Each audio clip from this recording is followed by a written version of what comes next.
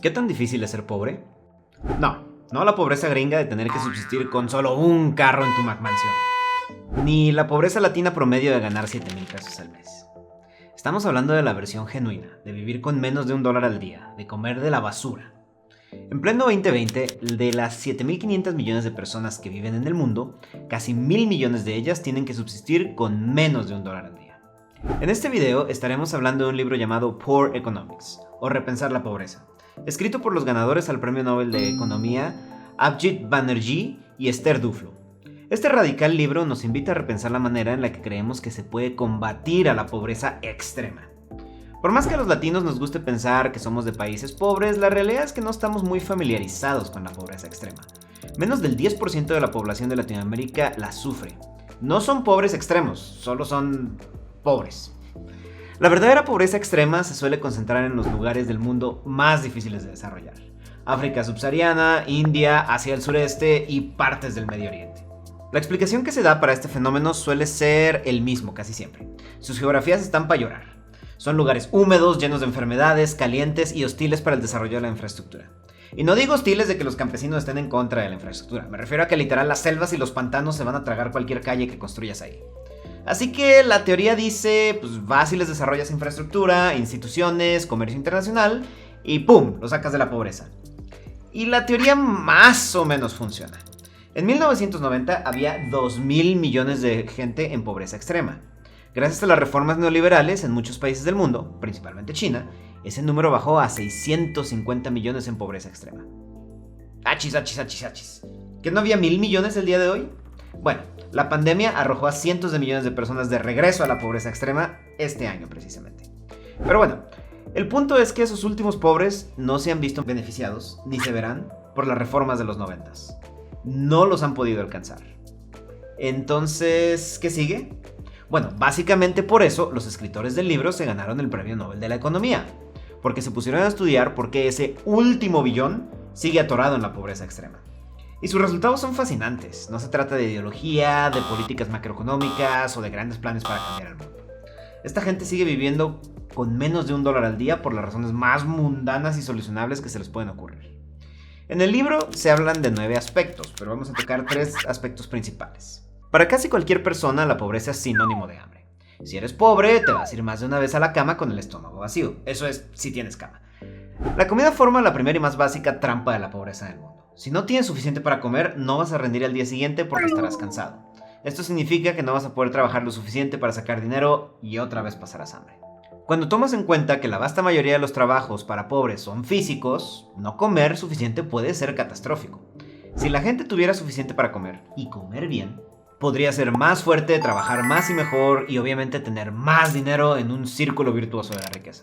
O al menos eso dice la teoría. El problema que encontraron los autores en sus estudios era que la gente no gastaba todo lo que debía en comida, incluso cuando tenía la oportunidad. Es correcto. Gente en extrema pobreza que se va a la cama con hambre antes hace gastos en celulares, festivales, televisiones o ropa que los haga verse bien. Estos resultados se replicaron en México, Bolivia, Zaire y la India consistentemente. ¿Qué estaba pasando? El cuerpo humano necesita cierta cantidad de calorías al día, pero no todo puede ser harina. Hay un dicho que dice que no solo de pan vive el hombre, que parece que los economistas no descubrieron hasta el 2010. Resulta que si la gente pobre se llena de lo más barato que hay, y generalmente son productos de harina, o lo que les regala el gobierno, más productos de harina, entonces no va a tener ganas de gastar en otras cosas como carne, verduras, frutas, y en vez de eso va a ir a buscar entretenimiento barato que los aleje de sus difíciles vidas. Pero esto es un problema muy severo. No basta con cumplir la cuota de calorías mínima para que el cuerpo sobreviva. Hay que dotarlo de los micronutrientes necesarios para que funcione bien.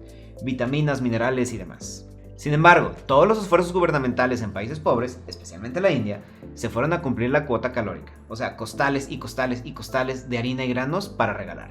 La solución a este problema es bastante simple y curiosamente apareció bajo uno de los regímenes más infames en México.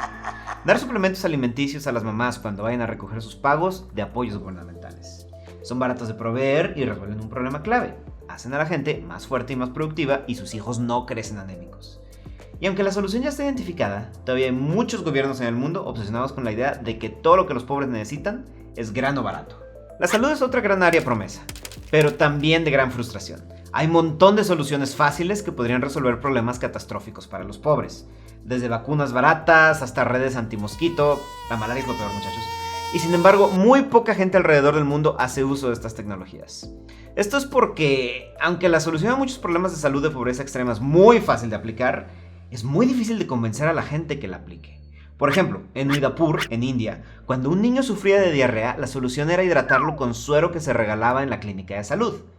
Pero las mamás insistían que el niño necesitaba antibióticos, así que cuando salían con suero oral de la clínica, nunca volvían, porque las trataron mal. Las enfermeras vieron cómo cientos y cientos y cientos de niños morían de diarrea porque sus mamás sentían que el suero oral no era la solución. Esa historia se repite alrededor del mundo y a través de varias enfermedades. Ciclos de vacunación que terminan incompletos porque los papás no le ven sentido. Redes antimosquito que acaban en la basura porque eran difíciles de poner. En serio, la malaria mata, muchachos.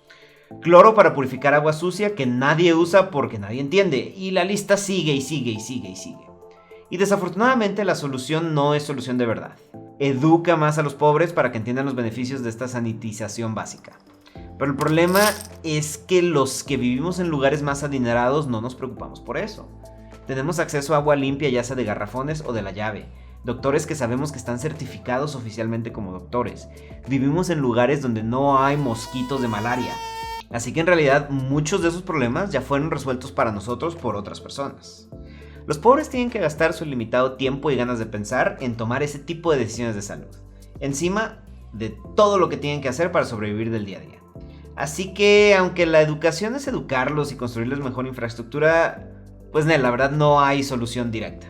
La educación siempre se vende como el boleto de oro para salir de la pobreza. Estudia mucho y tendrán un buen futuro. Ignoremos que el señor de las tortas de camarón se lleva de arrastre un licenciado en finanzas, pero eso es otro tema. La realidad es que la educación sí es una excelente manera para sacar a alguien de la pobreza extrema. El problema es mantener a un estudiante hasta que pueda terminar sus 12 o 16 años de instrucción y trabajar en algo de provecho. El que los contenidos educativos estén tan desconectados de la realidad que se vive día a día en las calles hace que los pobres se vean renuentes a mandar a sus hijos a la escuela. ¿De qué les va a servir aprender a hacer análisis de lectura, despejar ecuaciones, saberse las capitales de Sudamérica, si en algún momento tiene que abandonar la escuela? Y este se vuelve un problema enorme.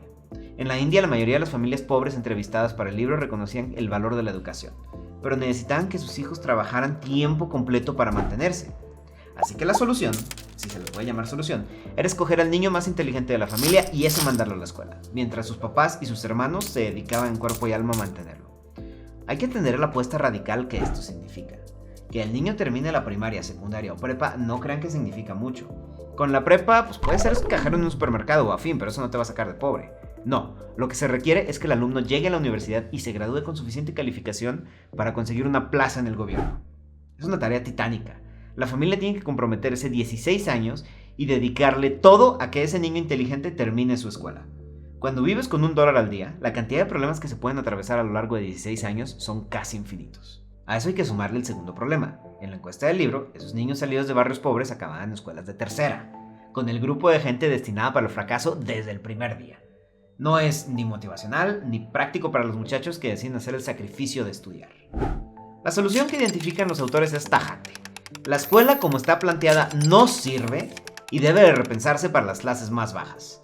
Planes de estudio más cortos, más prácticos y con menos exigencia intelectual permitirían a mucha más gente terminar la escuela. Suena radical, pero no lo es. En Suiza y Alemania es básicamente como funciona el sistema educativo. Los chavos más inteligentes los mandan a la escuela tradicional de 12 años más su universidad.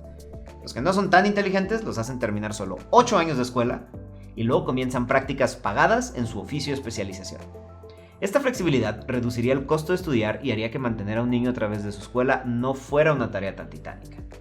Desafortunadamente, los países más pobres son los más enfrascados en mantener su sistema educativo rígido, y mientras eso siga así, la pobreza extrema no podrá ser eliminada.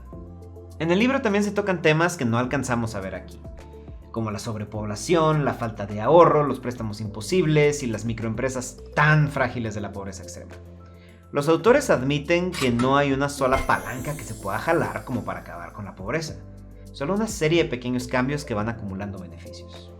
Por ejemplo, los gusanos intestinales tal vez no sean el mejor tema de conversación en una primera cita, pero niños en Kenia que fueron inmunizados contra ellos obtuvieron salarios 20% mayores cuando fueron adultos. Lograr ese efecto con puro crecimiento del PIB tradicional es casi imposible en menos de 10 años. Los autores son muy claros. Hay que dejar de fingir que existe una bala mágica para erradicar la pobreza. Será un trabajo arduo que tomará varias décadas, pero no queda duda que será lograble.